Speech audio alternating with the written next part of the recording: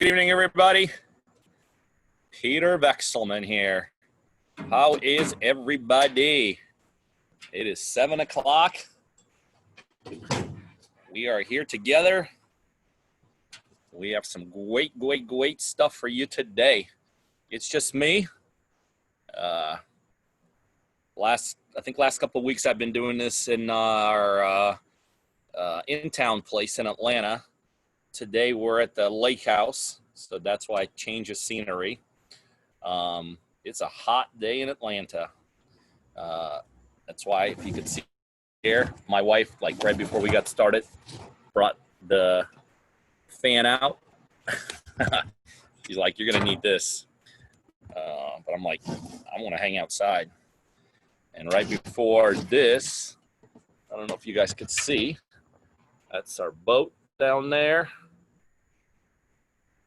The little one's my son's, the big one's mine. We spent about 3 hours on that today. So that was super duper fun. So glad you guys are here. It's just me today, but I promise you, I'll make it worth your while. I got some really good stuff for you. So I know if Julie was here, she would be asking you all where you were from.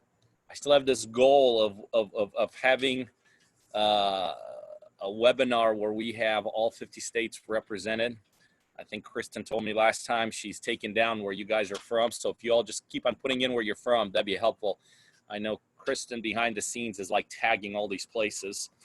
And so we'll have a place for every city, for every state for sure, and maybe hopefully one day every city.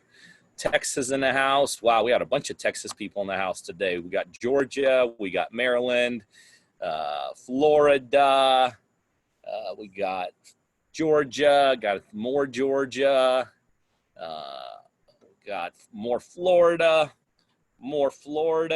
Oregon. What's up, Keith? Connecticut, South Carolina, North Carolina, St. Louis. Awesome. The goal for me, personal, I realize in life you have to have these like measurable goals, things that you could achieve. I think part of the problem, sometimes people set these goals they can never achieve. I always want to have measurable goals. So I know it's very measurable, something very achievable that we can get to, or we can have,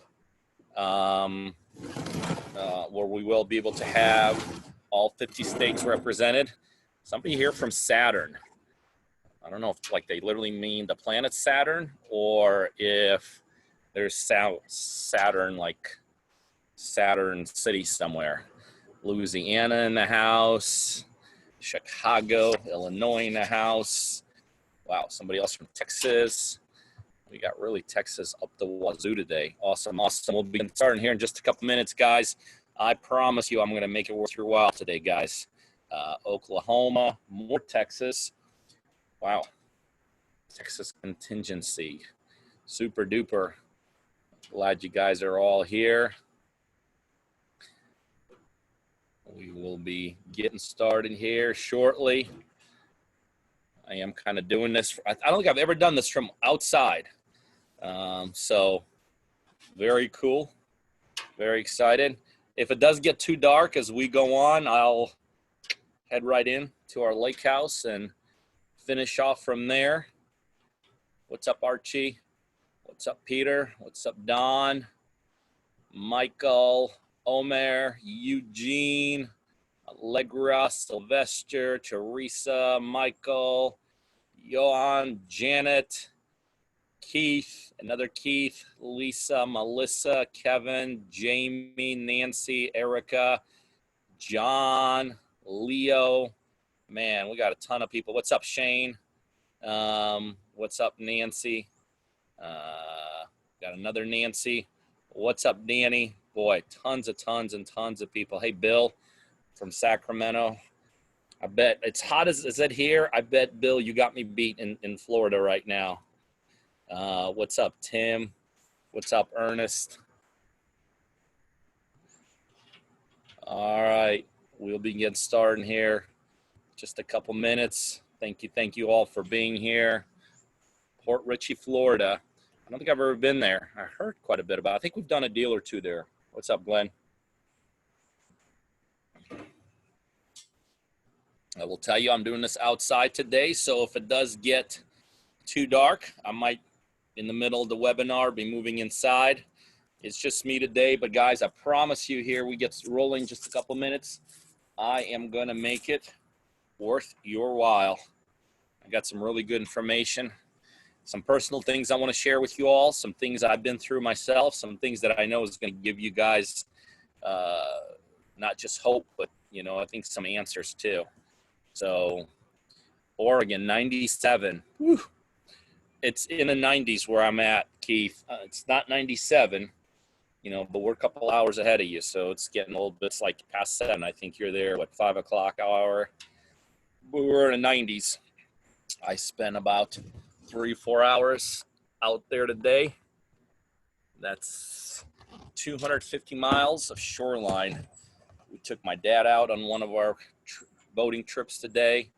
It was cool jumping in the water. We took about 20-minute ride out there, cruised around. It was great seeing my dad jump in from the boat. We swam around for about an hour. We did 2 trips like that today. 102. Whew. And so you got us all beat. No, I hear you, James. It's the humidity that kills everything all the time. I get it. All right, guys. Well, it's about that time. Again, I appreciate a ton, all of you guys being on today.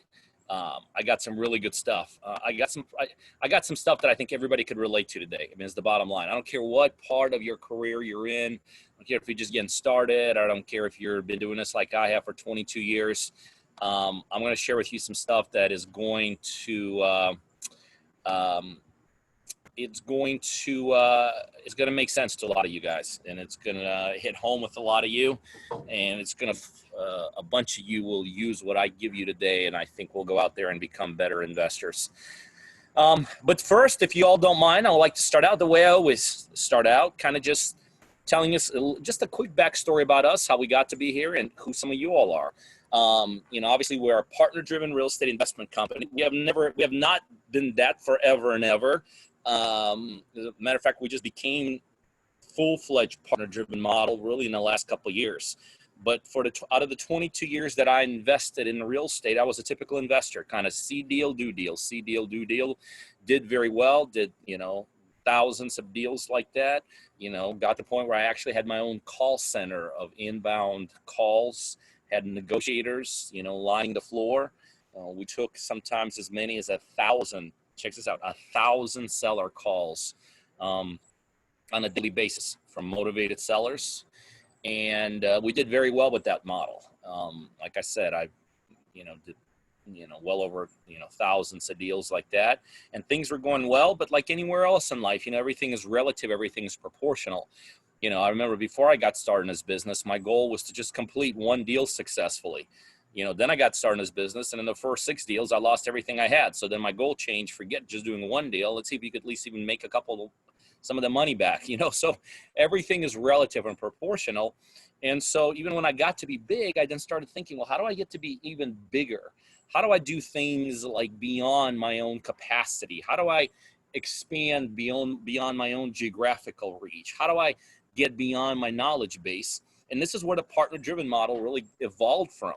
We started realizing, what if we start partnering with people, not just like chasing deals ourselves across wherever we were doing deals. And I had offices here in Georgia, I've had offices in Florida, through Texas, all the way out to California. So I had real estate offices, investment offices, span the United States. Even in those investment offices, we got realtor offices involved. So we not only were investing into real estate, I had full-fledged real estate teams. And we had a very unusual model when it came to just real estate agents. So things were going well, but again, I wanted to get bigger.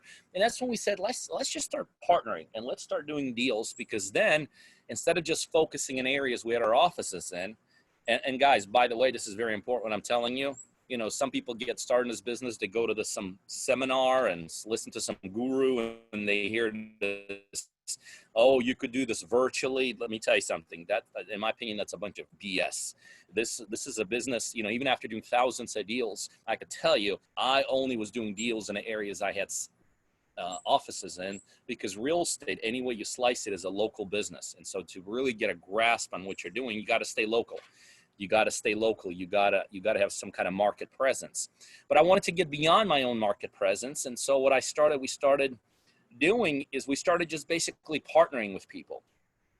In the beginning, it was very much random people across the United States. And we realized that if we were able to partner with people and start having market presence in other locations other than we had offices in, it became a successful model. And so then the model just took its own life. And so here we are a number of years later, and now I don't have my own call center anymore. We don't take 1,000 inbound calls every day anymore for our own deals. Right now, we have 100% migrated and gravitated towards the partner-driven model. So pretty much now, I wouldn't say 100, we still do our own deals, but it's just, they just come to us. They just come to us because we're established, we've been around. So to this day, people call us, hey, I heard you do real estate, blah, blah, blah.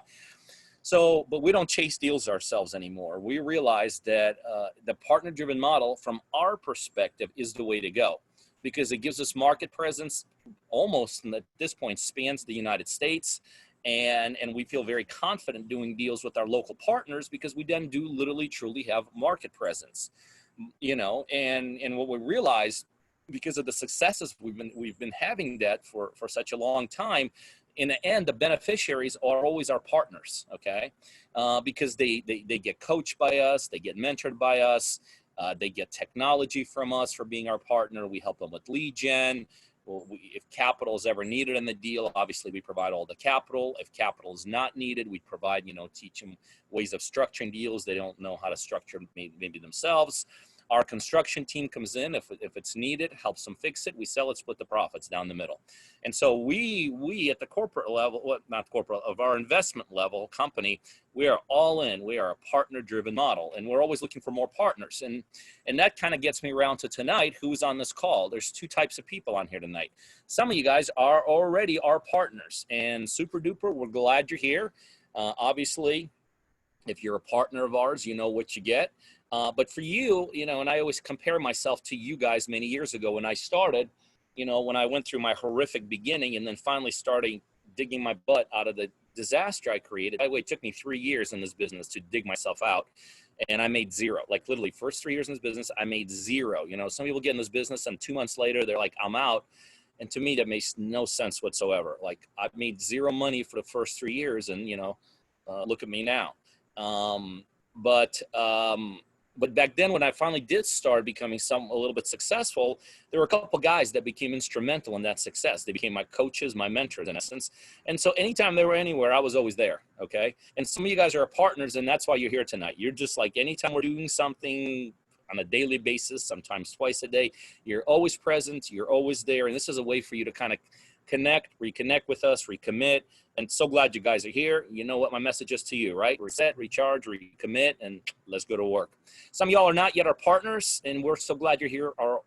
You're here also. You may have heard about our model. Maybe you're trying to get more comfortable with us, and we're so glad you guys are here. And if you're not yet our partner, we want you to become a partner. I mean, that's really the bottom line. That's what Tuesday night webinars are a lot about. It's a way for you to just gain confidence in us, because I think that's really what it comes down to. Like, do we really know what we're doing?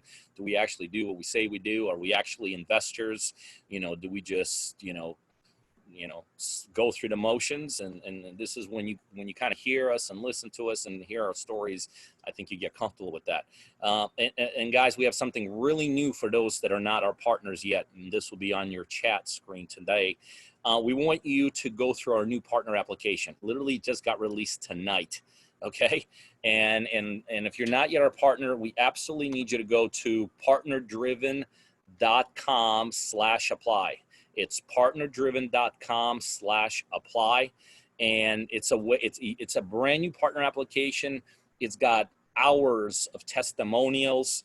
It's got just incredible information. So when you get there, if you already started the application, just sign in with your login. If you have not started the application process, just create a quick username and email, username and password for yourself and start the process. But it is amazing. I mean, when you go through this partner application, it is truly, truly, truly amazing. So we want you to, if you have not engaged with us yet through the partnerdriven.com/apply, we want you to do that today.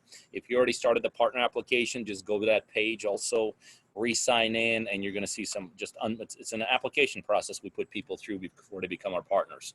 So really, really encourage you to do that. All right, so that's it right there. That's the beginning. Let's get into the meat of why we're here tonight. You know, guys, it's, I want to get kind of personal with you today. And, you know, one of the things that I pride myself on, and maybe it's kind of a little bit of an ego thing, is, you know, I have achieved a little bit of success in life. You know, we live, or this is a place we'd like to spend 2-3 times a week here. You know, if you see behind me, this is amazing lake. You know, if you see down there, I don't know if you could see it, you know, my boat's parked there. That's 250 miles of shoreline out there. We hang out, we play, we do this on a daily basis. We got a really cool place in town. And, you know, and sometimes I like to share those successes for no other reason, just to validate, hey, what we do works. You know, there is some success to be had in this business. We are here to help. We're here to partner and all this. But the other side of the equation, I think, is just important too, the failures. Because I've had some whoppers in this business. I mean, both myself and, you know, when I kind of got bigger as I started having employees and all this. And I'd be the first one to tell you that this business is littered with roadside bombs. I mean, it really is. I mean, I don't know. And I know a lot of people in this business at this point, you know, 20 some years experience. I mean, I think I'm about as networked as there is. And I don't know one true success story in this business that kind of started out, you know, I got in, I did my first deal, and look at me now, 300 deals later, you know, all successes and all this. I mean, this business is littered with these mines all over the place. And I don't think there's a single person listening to me tonight that would disagree with that. Some of you guys are experiencing that as we talk. Some of you guys are in the middle of one right now. Some of you guys are trying to recover from one. Some of you guys have given up on this business because of that. You know, some of these mines have taken some of you guys out, and now you're kind of sort of creeping back in, checking out the territory, seeing what's out there. And the problem, I think, with the biggest problem with the mines in this business is that they're big. They're big, you know. There are some businesses that you can get into and do and experience their types of road mines and blockades, and they're not that big. I mean, you know, let's say you start a car wash, and you know, all of a sudden you wash a car and it doesn't come out exactly clean on the other side. Okay, what do? You just run it through again. You take a little bit more time with it and all this. You know, you own you know, let's say you own a dry cleaner, and you know, somebody comes in and their shirt doesn't come out perfectly. So you take it back, you clean it again. But the bottom line is, real estate is one of those few businesses that truly is a very unforgiving business, And, you know, I often tell folks that in this is a business where you could sneeze the wrong way and lose $10,000. I mean, literally. I mean, you could literally sneeze the wrong way and be like, whew, and you're a goner. And because real estate is tied into your finances, and let's face it, I don't care who you are, everyone has limited finances. Very few people out there could say, well, I have I have unlimited finances. Because everybody has a finite finances, this is the kind of business that when you get to the, you know, like when you reach to the top of it and you got nothing left, you really have no other choice, but you got to get out. Okay. So again, the downside of this business is huge. And so what I want to share with you guys today, I want to share you some of the things I've been through, because I think as you listen to some of the mistakes that we have made, I personally have made, we have made corporately. You know, I think as you start listening to that and you start understanding that, you know, you start hopefully to prevent you from making some of these mistakes, right? Some of you guys may have not experienced that death blow yet. Some of you guys maybe, you know, made some mistakes, but nothing catastrophic. But when you kind of listen to what I'm about ready to share with you, hopefully it'll help you avoid some of those mistakes. Number two, I want to give you some answers, because truly, if I knew some of these answers ahead of time, like when I got started, if some of these things, somebody came up to me and gave me some of these scenarios and said, Pete, look, here's the reality. Here are the things that you're going to go through. Here's the things that you're going to experience. Here's the things that are going to go wrong. As I would have started going through them, I would have been paying attention more. And one of the biggest problems in this business, and again, I think everyone here could relate to it, let's face it, you don't know what you don't know, right? So a lot of these things I just really didn't even know. I didn't even know they existed. So, you know, this is in no particular order, but let me tell you a mistake that I see so many, especially newbie people make. And you hear this all the time. You got to have a team. You got to build a team around you, right? Real estate, it's about developing a team, So let me just kind of walk you through my history with developing a team. You know, I got in this business. I didn't really understand anything. You know, I went to a couple seminars, and I heard the same thing. You know, you got to build a team. You got to build an infrastructure around you. You got to do this. And guess what? That's exactly what I started doing. I was the guy that started, you know, following instructions of what I was told in these seminars, and I started developing my own team. And, you know, so who, if you think about it, who's going to be on your team right away, right? If you think about this, who do you need? You need a real estate agent, like you need a closing attorney, you need a contractor, you need if you're doing this yourself, you need a money guy, right? Those are all the team members that everybody says they need. And I always laugh when like somebody new in this business says, oh, I'm building my power team. And I'll be like, well, how many deals have you done? I haven't done any deals, but I'm building my power team right now. And I just love listening to that, right? I just love hearing that. But deep down inside, I'm saying, you have no idea. And so here's what happened. I remember I got started, and I came into this business a little bit with an ego, because I had just gotten out of the I just got out of the mobile home business, which, you know, there's a little bit of a correlation between mobile homes and real estate. So, and we had a very, very successful mobile home business. You know, we're flipping almost 100 mobile homes a month.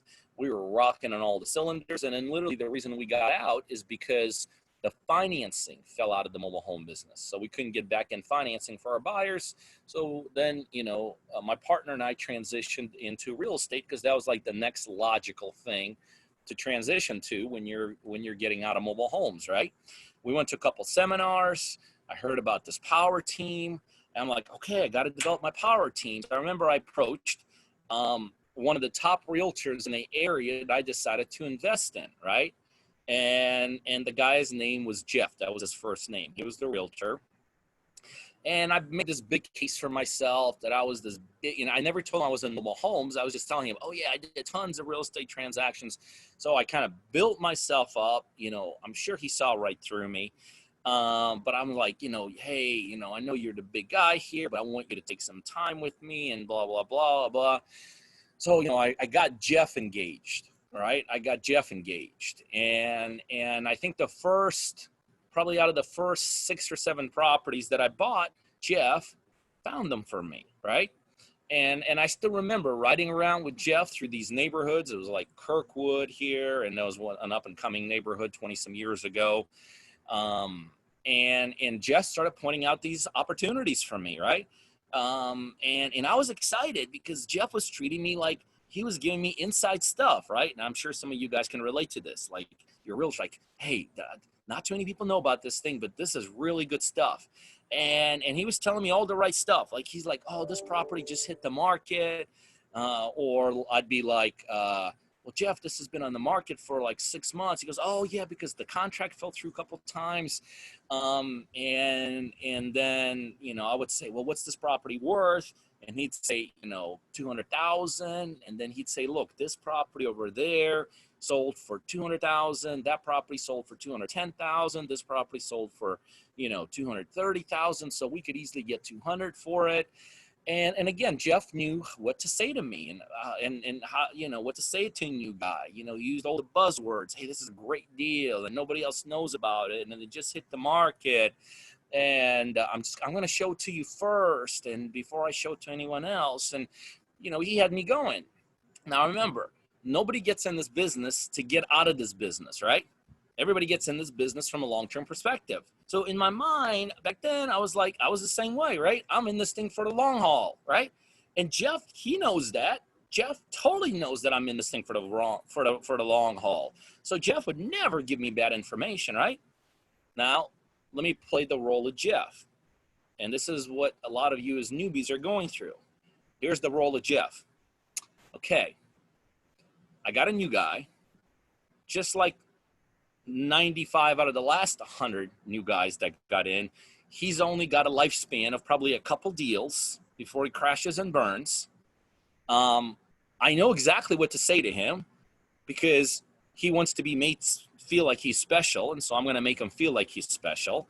I know exactly how to talk to this new guy. And so in essence, I'm going to call him Peter, but in my mind, really all he is a paycheck to me, okay? So my perspective is I'm a long-term guy. I'm a long-term player. Jeff loves me. His perspective is this yo-yo is a short-term player, but he is a paycheck. And so I'm going to make as much commission from him as possible. And guys, make no mistake about it. That is exactly the relationship Jeff and I had. And that's exactly what happened. I was a paycheck to Jeff. And that's how Jeff treated me. I had no idea Jeff didn't believe in me. Like, who could not believe in me, and everything he told me became gospel. I believed in everything he said because I thought he looked at me one way. And Jeff, just like almost every realtor looks at the brand new guy or girl, looks at me the exact same way. Short-term player. I got to squeeze everything I can out of him because here's what I did not realize that I totally realize now. If a real estate agent has a good deal, they are not bringing it to a brand new guy. Ever, ever, ever. Do you know why? Because they all have people who are like me, like now, 22 years in the business, who actually verifiably have cash, verifiably can close. And why in the world, with a real estate agent, with so few good deals out there, actually take a good deal and give it to somebody who's not verified, right? No, they give all the good deals to the verified guys, and they give all the crap to the paycheck guys, like me, right? So for the first 6 deals that I did, Jeff gave me, I don't know, 4, like I said, 4 or 5 of them. In the end, I lost money on every single one of those deals. Every piece of information Jeff gave me was the wrong piece of information. Okay, team building, right? Some of you guys think you need a team building. You don't need to be team building in the beginning. Okay, who's the next part of your team? Your team, and the same as my team was, oh man, I need a good contractor, right? And so I started looking for contractors in the beginning, right? Instead of doing what I really needed to do, go out myself and invest time into finding deals, I was going to build a power team, right? So I started looking for contractors. And I remember, meeting a couple contractors, going through the motions, and guess what? They started telling me exactly what I wanted to hear. That they have this incredible experience, that they've been doing this stuff forever. You know what I mean? That they've built sky rises, that they've been doing this for 40 plus years, that they're successful as crap. And, and then as I, kind of meet them or see them off, I see them get in their 40-year-old car clunker. And, I still hear the muffler, like when they're away 10 blocks, but it doesn't hit me because as a beginner, I was supposed to build a power team. And this guy told me exactly what I wanted to hear. He's got experience. He's got the right financial setup. He's been doing this forever. He's all the big guys in the town use him. Remember, I'm building my power team, right? And some of you guys think you need a power team. You don't need a power team in the beginning. I promise you, because guess what I became? Guess what I became to all these contractors? I became a paycheck again. And so they understood how to play me. right? So they understood that when they looked at a house for me and they needed 60,000 worth of work, they understood I'm an idiot, or I was an idiot. And they told me that house needed $30,000 worth of work. Why? Because an idiot like me makes a decision based upon like how cheap I could do something, right? And so when he told me he can get that house done for 30, all of a sudden the deal that didn't make sense started making sense, right? So instead of really evaluating based upon the merit, I evaluating, I evaluated him based upon what he told me, which is totally 100% irrelevant, right? And so I brought in those, remember, first 6 projects, I lost $500,000. But I was building my power team because everyone, you got to build a power team, right? Because everybody wants a new guy to be on the new guy's power team, right? And so no, nobody wants to be on a new guy's power team. Only people that want to rip you off want to be on your power team, right? So my first 6 jobs and then my first 2 or 3 contractors, all across the board ripped me off. And they ripped me off so bad because remember, I was new. I didn't understand things. I literally remember one night getting a call from the neighbors, right? And they said, something's wrong. You know, they were working at my house. They said, something's not making sense there. So I jump in my car. It's like 8 o'clock at night. I drive to one of the worst parts of town. I show up. The guy's, my contractor's name, the idiot's name was Tucker. And I'm like, and I could tell this was like, whatever he was doing, he was messing my house. I think he was literally taking parts of my house and going somewhere else and like delivering them there, right? And I said, Tucker, dude, get off my property. Remember, I'm stupid. I'm an idiot, but I'm building a power team, which is what I'm supposed to do. And Tucker literally took a pair of handcuffs, handcuffed his hand, and handcuffed himself to my house. And he made the statement, 22 years later, I still remember the statement. He said, here's what you don't know. He said, it's your house, but during the construction, I, as the contractor, have more rights than you do. And 22 years ago, I believed that. And so I literally thought I was hopeless. I literally thought I had no rights while he was doing the rehab. And so instead of kicking him out and calling the cops on him, I believed him because remember, power team, right? We all need a power team. I left because I thought, well, if he's got more rights, then I can't do anything, right? Remember, you don't know what you don't know. So I left that night, okay? So second member of my power team, my contractors, all of them ripped me off, right? Because remember, you don't need a power team. These are mistakes investors make. My money people, oh my God. Oh, I can just tell you stories upon stories, but my money people in the beginning, again, looked at me as a dollar sign. And so what did they do? They got me to bring more money that I needed to closing. They got me to overpay for loans, you know, all the way across the board. So one of the big major mistakes investors make is they think they need a power team. You don't need a power team, okay? Not in the beginning, because nobody wants to be on a rookie's power team. The only people that'll join a rookie's power team, especially in real estate, are the people who see you for who you are. A newbie, and unfortunately, since there are no really regulations in real estate, right, on those unregulated businesses, they will take advantage of you, okay? They will absolutely take advantage of you, okay? So that was 22 years ago, okay? That was 22 years ago. Remember, again, I'm just talking about, you know, mistakes that we've made, mistakes that we've made along the way. I'll tell you another mistake I made. You know, there was a point where I got big enough that I didn't need to go to like conventional money. Conventional money is like hard money and all this. I got into what we all want to get into, right? I got into private money, right? Everybody wants to start raising private money, right? That's like the key word, man. If we can raise private money from private individuals, we could really do this thing really good. So I remember I was introduced to a couple guys out of a very expensive neighborhood here in Atlanta. And they were, you know, and the main guy became my point guy in terms of himself providing money for me and, you know, getting his friends to provide money for me. And we raised, I can't remember, we raised millions of dollars. And the way we used that money is we weren't using it ourselves. One of my partners and I, we ourselves became hard money lenders. Okay. So we became hard money lenders to other people.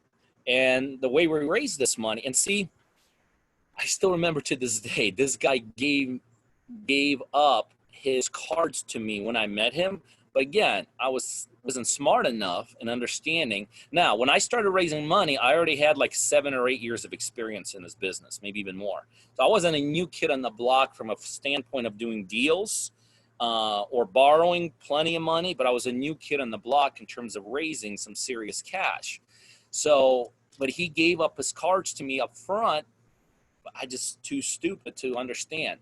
But I remember in the first couple meetings, he just kind of made a one-off joke because he was an attorney himself. He made a one-off joke, and he said, "Oh yeah, we just won a huge lawsuit from an accountant, and that's what I basically do. I just find idiots and I sue them, and then when I win, they just get money from their insurance companies. So I just made a couple $1,000,000 from this schlep who had back end coverage." And that's it. He gave up his cards. How does he make his money? Not by giving it to guys like me to relent. He makes money by suing people and then collecting from their back end insurance, like liability insurance providers. But I was too stupid to see what the heck he was telling me. So we had a great year and a half run. Things were going great. We were borrowing it from him at 1%, lending it out another percentage. I think we had over $10 million that we had lent out. Things were going great, high fives everywhere. And then the market, in like around 07, 08, the market started tanking. And guess what? Everything. If you were in a business back then, you were tanking. Well, guess what? Guess what happens when you had like $10 million out in the street back then, right? Like the people that you were lending it to, everybody was in trouble, and everything just flows downhill, right? And so we started get in trouble with our borrowers. Everybody was in trouble. Well, guess what this guy started doing? They would lend money, start putting pressure on me. Hey, I get it, right? But he literally started putting the type of pressure on me that was literally against the law. He couldn't, as an attorney himself, he could not do the things to me, like say the things to me that he was saying. I didn't know that. The other thing, and here was my mistake, I did not do the right paperwork with him, right? Remember, we're talking about mistakes today. And so when things were great and they were just handing me cash and we were taking it, I didn't realize I should have covered myself with the right paperwork. Mistake number one. Number two, he gave up his cards by telling me how he really makes money is by suing people, right? And mistake number three was at the very end when the whole thing started kind of tumbling down. Now by then, even as it started tumbling down, he was not losing any money. We were just giving him his principal back. At least he was getting his principal back. He just wasn't making the interest on it. Well, he started calling me and harassing me, right? He started calling me and harassing me. And he started telling me, hey, I'm going to report you to the feds. You're breaking rules. I mean, he was just making crap up. And for like 5 or 6 weeks, it was just incredible harassment, tremendous pressure. I was on edge constantly. And then one day, I don't know why, for what reason, I decided to call my attorney. I didn't even think about it, right? You don't know what you don't know. And I called my attorney, Steve, and I told him what happened. He goes, Pete, you'll never hear from this guy again. He's not allowed to do what he's doing. He made one phone call to him. I never heard from him again. Mistake. Again, I didn't cover myself the right way. I didn't understand how to read the investor. I was sitting across the table.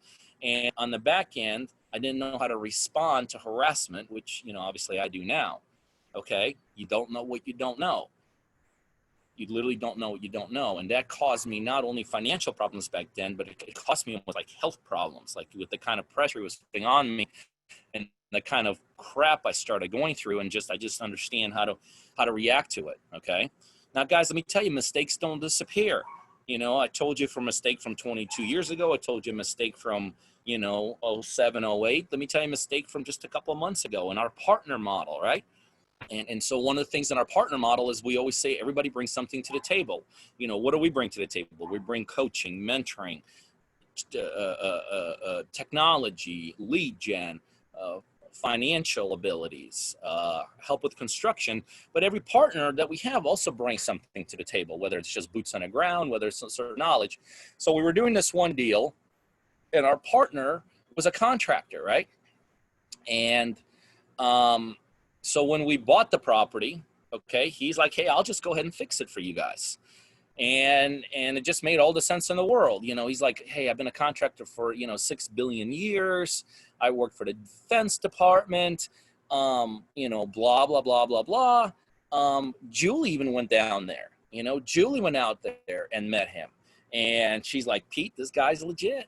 The guy's absolutely legit. And because he said the right things, and because remember, this what I'm telling you now is a mistake for just a couple. This is like, I'd love to say from 20 years ago. This is from just a couple months back. So he told us the right stuff. He sounded like he was telling us the right stuff. Julie met him for coffee and felt like he was telling us the right stuff. So because he told us the right things, and because we had that face-to-face meeting, we just kind of glossed over the conventional due diligence that we do on all of our deals when it comes to rehabs, right? Well, I think you guys know where I'm heading with this, right? He ripped us off. We had at that point given them, again, because we were going off what so many investors go off of, our feelings, but guess what? We still make mistakes. And he drew out probably about $60,000 to $70,000 in rehab money. And at that point, we realized that he was just ripping us off. And I don't know what he was doing with the money, pocketing it, spending it, something, I don't know. And in the end, when we finally closed that deal and sold that deal, I physically had to bring $115,000 to the closing table. That's how much that deal cost me. I lost $115,000 on that deal. He was a partner, and everybody knows what happens in our partnering program. We split the profits, but I assume all the liability and the risk. And so he didn't have the money, to bring to the table anyway. So I absorbed all of that. So that was a mistake we just made, just a couple months ago, where I lost well over $100,000 because we got caught up. We kind of fell for it. We trusted too much, and it cost me. It cost me money. And believe me, guys, as I'm telling you this, I bet anyone that's been in this business for any length of time, you could see it. You're like, okay, been there, done that, in that right now, or I've heard plenty about it. I'll tell you kind of a funny mistake Julie made. This is before our partnering program, right? This is when we were doing deals ourselves. Remember, we were marketing, spending, 6 figures a month on marketing, generating a ton of leads, doing deals ourselves. And in the end, the one thing I always pride myself on is I don't get involved in the deals at this point. The team does everything. I just, when we close a deal, Mary sends me a text and it says, this is, hey, check for your wire for X amount. This is, I'm very proud of that. I don't show off when I say that. I'm proud of that. It took me years to get my investments to that level. And so there was a deal that we were involved in back then. And somebody was giving us land, like for free, right? Like this, we contacted an owner and he's like, hey, I got this plot of land in whatever it was, and I don't want it. Just take it off my hands. No mortgage on it, free and clear, no liens, clear title, no mortgage, no liens, boom. Like when I say free, it was free. I looked at the deal and I told my team, this is not a good deal. There's a saying, if it's free, it's for me. Well, not in real estate all the time. But Julie jumps up in that meeting. He's like, hey, Pete, well, then I take it. Do you mind if I take it? And I'm like, oh, Julie, I'm telling you, I know it's free. She's like, man, I could, worst comes to worst, I'll sell it for, $5-6 grand. I'm like, okay, whatever. And remember, because a lot of times, again, people build this business not based upon principles and logic and fundamentals. A lot of people make this business based upon emotion. I hear all the time, partners like try to talk us into things. They get emotional over it. And I could tell you that's one of the number one ways that people lose money in this business is through emotion. And Julie just got emotional about that. She just realized that, hey, it's free. How can I lose money on free? I could give it away, right? And she sat on that property. I don't remember exactly how long, but I think she sat on that property for 6 or 7 months. In the end, when she finally sold it, she brought money to the table. Okay. So that property cost her money. It cost her the time she sat on it in terms of taxes and whatever else I think the city might have to do. It cost her money then when she finally got rid of it, because people wouldn't even take it for free. And so, again, another emotion, another mistake. And again, if you've been in this business for any length of time, you know exactly what I'm talking about. Emotion, trying to fit a square into a hole, or a hole into a round thing into a square thing. You know what I'm talking about. And so many people get emotional about things, and that's how you make a mistake in this business. I'll tell you another mistake that we've made this mistake through our 22-year investment career. And again, it's a little bit tied into emotion, but I see a lot of investors do this, right? You get a property under contract, right? And all of a sudden during the contract period, something needs to be done to it. Like sometimes maybe you get the property under contract and it's got some kind of a city lien on it, right? And the city says, man, we need this done by X amount of time, or we're whatever, condemning it. Or maybe the owner's like, oh, listen, I need X amount of money to move. You know, I mean, you see these things, you know, come up constantly. You know, you get under contract, but something needs to be done to it. And we've spent, and then you do it, you know, you pay off a lien, you give the owner some money. The owner needs some money to move, or maybe something needs to be fixed up, right? You're wholesaling a property and the back-end investor says, yeah, I'll take it if this is fixed. And the owner's like, I don't got no money to fix this. And you get emotional about it. You're like, okay, I'll go ahead and spend $5,000 or $10,000 fixing it, right? And next thing, so you do that, and then the title comes back, and you're like, oh crap, this is an unclosable deal. Or all of a sudden you spend some money and the owner is like, screw you, I ain't selling this property anymore. Or else you spend the money and the back end buyer bails in the deal, or one of those 30,000 things that can go wrong happen. And so another mistake we've made, you know, where we've gotten into the deal, spent some money in a deal, and then realized that the deal never materialized. Or how about taking your eye off the ball? You know, another thing that I did as a beginner investor, but I see beginner investors to this day do tremendously. You know, they get one thing under contract, and the next thing you know, constantly it's like getting this thing closed. It's like close, get it closed, and you may close, you may not close it, but the bottom line is, as you look back, you have nothing else going on. And that's really a double-edged sword, because I see even people that end up closing the single deals, just as many of them end up leaving the business as the guy that never closes his first deal. Why? Because they spend so much time on that one deal, so much time, so much effort, so much energy, so much stress. You know, it's like they finally make it up Mount Everest, right?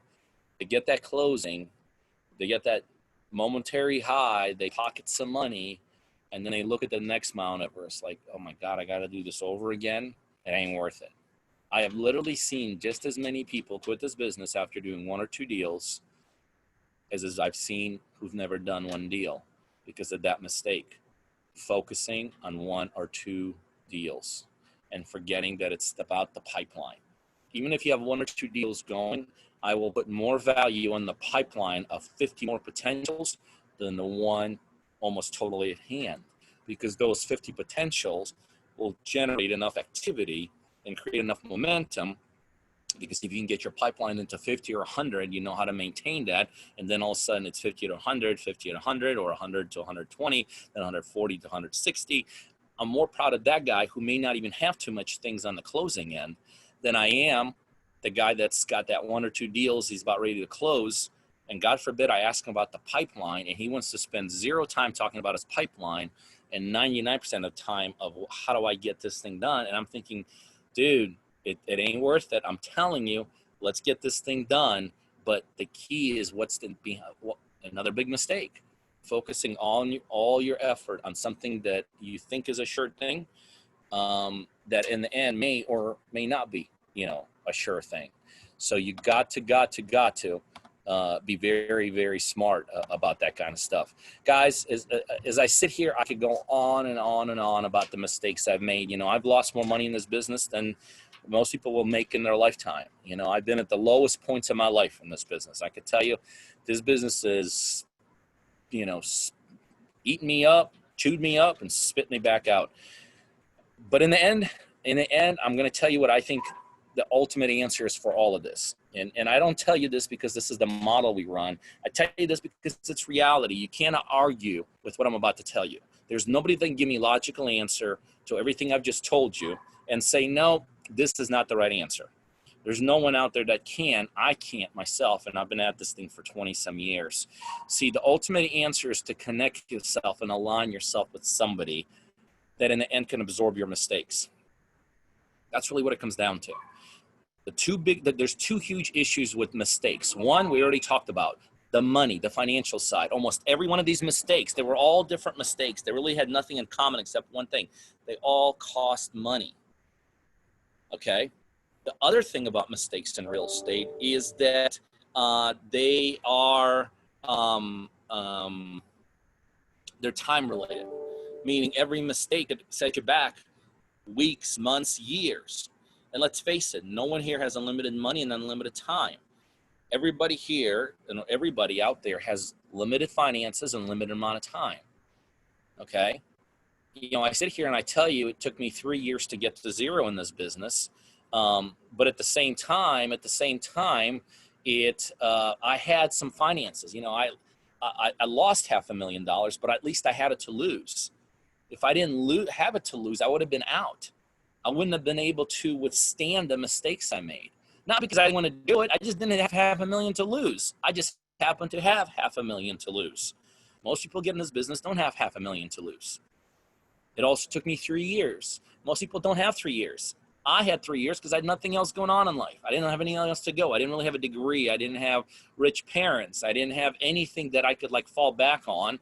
And I sure as hell wasn't going to go back to a job where I made my boss, you know, look great.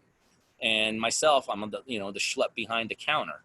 So I really had nothing going else, nothing go to would give me what I wanted. So I happened to have the money to at least to lose. And I had the time because I had nothing else. But if I didn't have either, I didn't have the 3 years, I didn't have the money, I would have been out. And that's the problem with this business. This is why so in the end, and this is like the dirty secret about real estate. And when you study it and understand it, you'll agree with me. Very few people become successful in real estate. Very few. I mean, think about how many people that you personally know that are killing it in real estate. You know, we all know successful doctors. We all know successful attorneys. We all know people successful in business. You know, some of us even know some successful athletes, you know, blah, blah, blah. But in the end, like, go to your next RIA meeting, you know, when they're allowed to have RIA meetings, and see how many people are knocking out of the ballpark. And again, it's because of mistakes, and because most people don't have enough money to withstand those mistakes and don't have enough time to hold on long enough, right? So the only way to bypass that is you have to align yourself with somebody that has money and that could shorten the time span. That's it. You have to align yourself. That's the only thing that I could think of that could do it. You can't study your way to success, right? Can't be done. Not in real estate, right? Because you could spend the next 6 years studying and there's something you're not going to know about the next deal you do. We've done thousands of deals, and guess what? The reason I have a team to this day of people helping me do every single deal is because every single deal is unique. So you can't study your way through it, okay? You can't learn your way through it.